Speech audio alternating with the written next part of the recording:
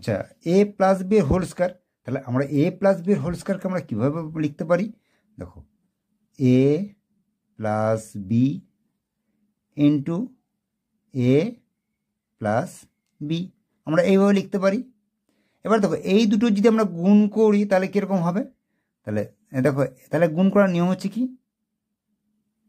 গুণ করার নিয়ম হচ্ছে যে এইটার সঙ্গে এই দুটোর গুণ হবে।